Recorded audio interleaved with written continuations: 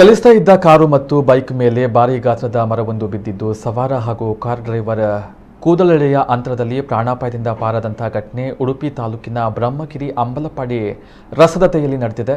ಘಟನೆಯಲ್ಲಿ ಬೈಕ್ ಸವಾರನಿಗೆ ಸಣ್ಣ ಪುಟ್ಟ ಗಾಯಗಳಾಗಿದ್ದು ಕಾರು ಚಾಲಕ ಪ್ರಾಣಾಪಾಯದಿಂದ ಪಾರಾಗಿದ್ದಾರೆ.